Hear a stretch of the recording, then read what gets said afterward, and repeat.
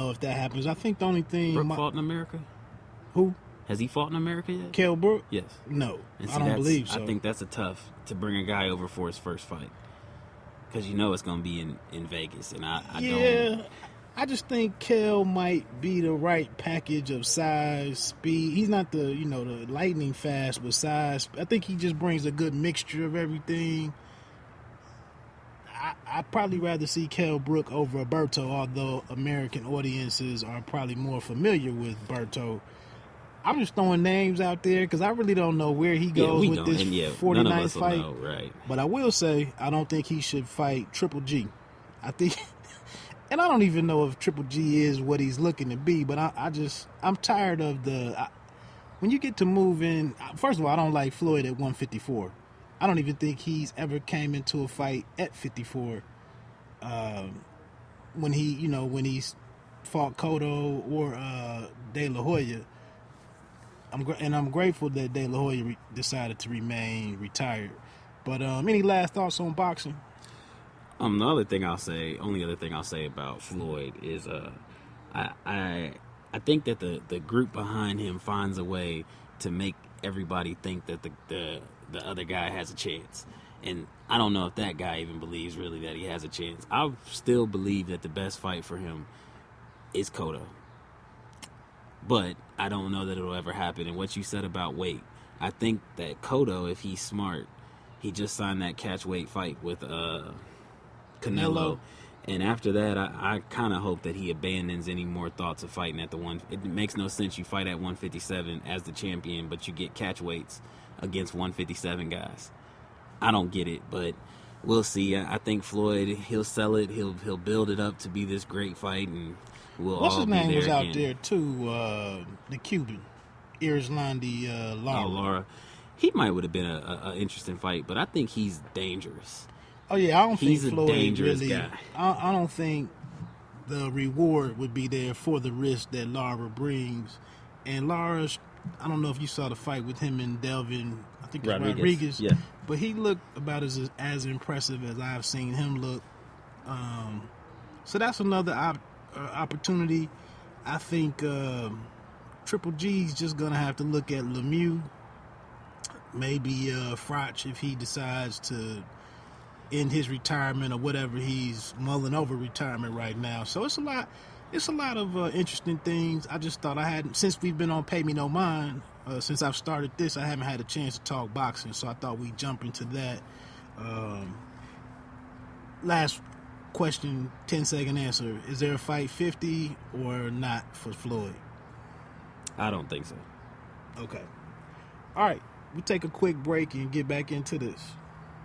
One Take Podcast Nation. Sports, lifestyle, and more. This is the time of year we wait for all the time, all year long. This is what we wait for. Are you ready? Yo, Jacksonville Jaguars has to be a team full of sleepers. You talking fantasy football and you're not looking at the Jacksonville Jaguars for deep sleepers. I don't know what to tell you. It is reality football. It's Andrew Luck all day. It's no better quarterback in fantasy football than Andrew Luck. You can keep your A-Rod, you can keep your Paytons. Give me Luck. I want the touchdowns, the rushing touchdowns. Give me Luck.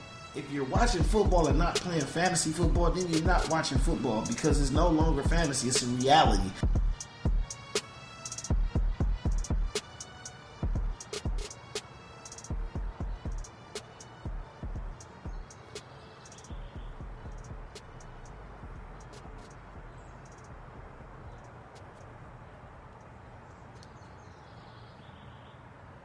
All right, we're back at it. This is Pay Me No Mind, One Take Podcast Nation podcast. Over here we do sports and entertainment. I have my special guest on with me, B Wood. We'll just go with that. How's everybody doing? And you play fantasy football, man. The new catch that I'm running with, that was actually like our team leader, Brandon Davenport up in Detroit, Michigan. I think him and our other affiliate, B Meeks, I think they're both heavily into fantasy football. And I just told them that pay me no mind is kind of my fantasy sports. That's about all I do. If I got into fantasy football, I'd have the same roster on opening day or week 1 as I have in week 18, I think it is. So it makes no sense. A lot of people would want you in their fantasy. Right. league. I'd just be contributing to the payout. So anyway, I think the league is coming up.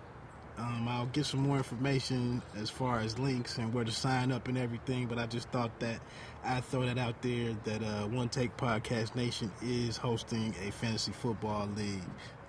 So who knows? I might throw my hat in the ring. You're tuned in to a One Take podcast production. All right, so the major subject in the show is, if you've been tuning in this last week and actually since last Thursday, midnight, NBA free agency started. It's a lot of movement. A lot of people have already settled. We're just going to get into 25, 30 minutes of what's the big stories for us. Now, I'm going to be, give you a heads up. I'm a big Pistons. My main squad is the Pistons, but I also, both of us follow the Spurs pretty closely. My brother might have been on that. That's your real team, or do you still rock with the Pistons a little bit? Nah, I'm pretty much the Spurs have become my team. Popovich just sealed it up. You know? Okay. So, as B Wood makes it onto the show in the future, you'll get a feeling of where he comes from with his sports takes. He's a big character and integrity guy, which, nothing is wrong with that. So we'll get into it. Start with your least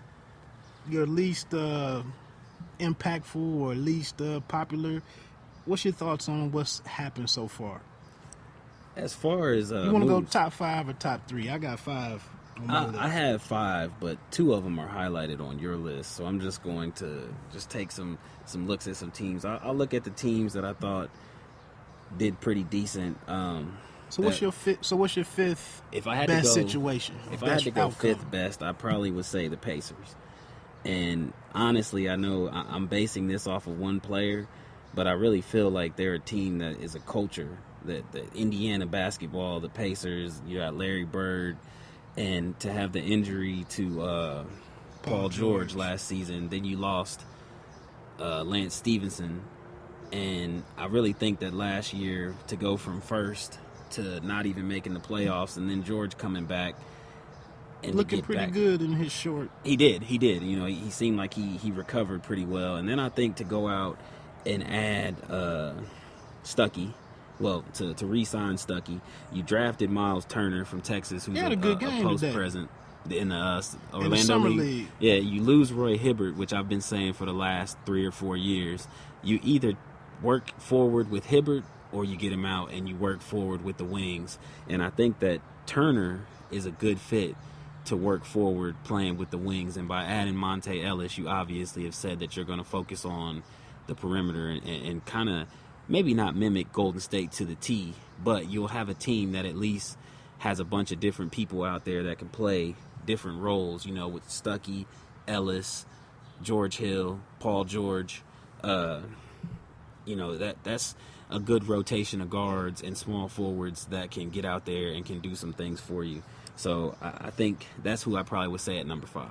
I do hate to see David West moving on, but I think, he put in his time there, and it's probably the team is, like you said, they're probably moving forward with a different attack.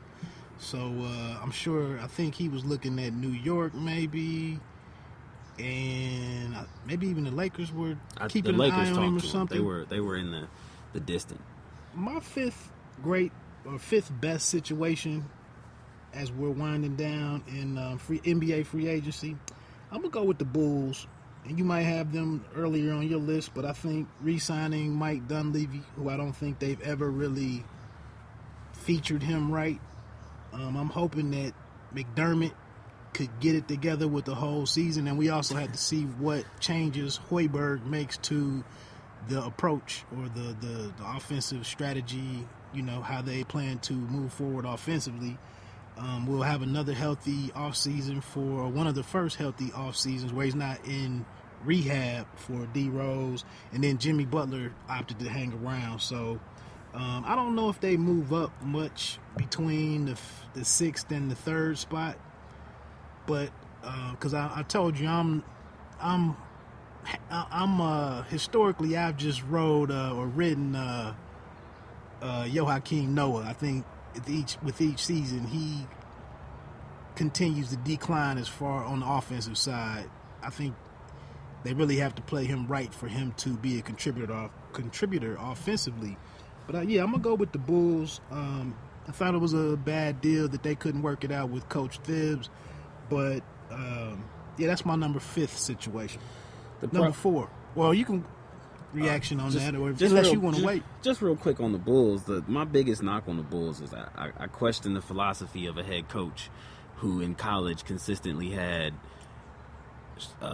point forwards. Right. He consistently had the ball out of a point guard's hand, and you now come to a team that, if you recall in the playoffs, they became the LeBron Bulls. I mean, Derrick Rose got the ball every play with about 10 seconds left and was going one-on-one, either shooting, which he did. He was making a lot of those bank shots and the mid-range jumpers, but when you got a guy that's all coming off of an injury, it just didn't make sense to me. Yeah, I didn't get that at all. I look at who is still the top in the East, and you still are going to have to go through Cleveland.